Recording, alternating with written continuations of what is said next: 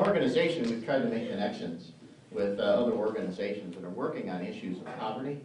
And we have with us today Brian Rothenberg from ProgressOhio. And he's going to kind of give us a vision of the future and connect some of those dots and make some of those relationships for us. Brian?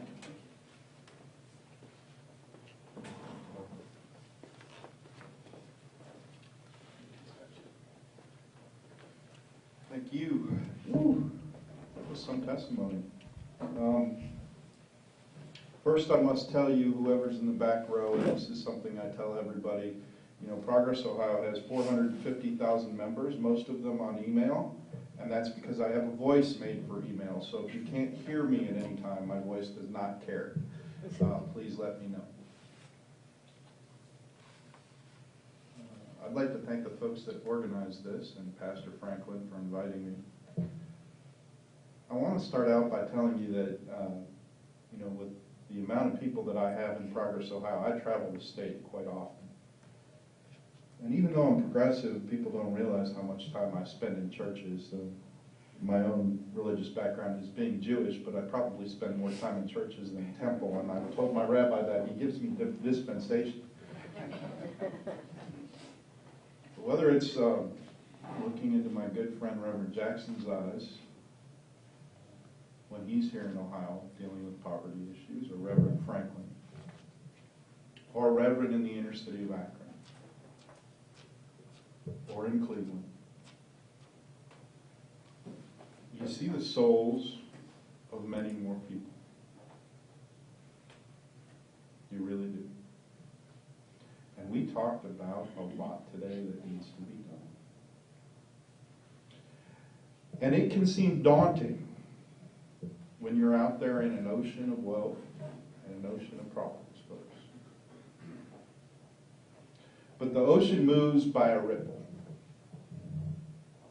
The ocean moves by somebody saying something, by somebody doing something. Now, I'm going to connect you with numbers, but as my friend just talked to you about Columbus, when you see a number and you're making a decision, or unfortunately in today's world, when you see a poll and it's telling you what to think, you do not see the faces of a tent city. You don't see the face of a person struggling to figure out how to get to work. You don't see the face of somebody struggling to get through life who suddenly gets hit with cancer. You see a number. You see millions and billions of dollars that people talk about at the federal level and the state level, and it becomes disconnected until you sit here in a room like this. And it is too bad in today's political world how much activity is going on that this discussion is lost, because it doesn't have to be. For each pastor and the souls that are in their eyes that they have to hear, there are stories. For each of you that work in social services, there are stories. And the only way, because I don't want to leave us here with doom and gloom, regardless of what party you're in and whether you're liberal, as I am, or conservative.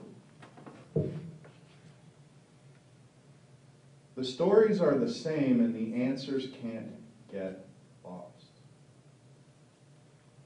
It is within us to find within the numbers. For instance, in Columbus, this county, in the past fiscal year under the current budget, lost $14 million in social service funding, and in the future year, the last year of the biennium that we just started in July, we'll lose another $9 million. Some of your stories are related to those cuts. When you hear this debate in Washington over the Bush tax cut and taxes, because polls say people don't like to say the T word, We forget that we came together in government. The whole purpose of a community, of government, at its local level, is to come together for the good of the community. That is one of the most ancient concepts we have, not only within religion. For those of you who might remember, Mary and Joseph were on their way to pay taxes. And people probably grumbled back then. But the purpose of doing that has got to be restored by putting a face with those stories. Now, there are a couple things, regardless of where you are in the political spectrum, that we are faced with, that you need to be aware of in the next, what they call the lame duck session, which is this open-ended session where some legislators are leaving. I always joke with people, the only thing that comes out of lame duck sessions usually is quackery, but we shall see.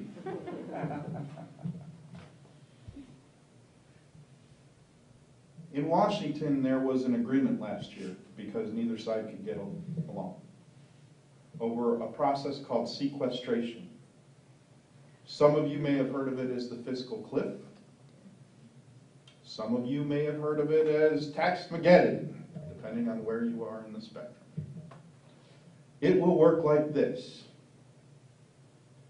Because of the national debt, if either side cannot agree on a new budget that includes cuts, there will be automatic $2 trillion in federal cuts across the board.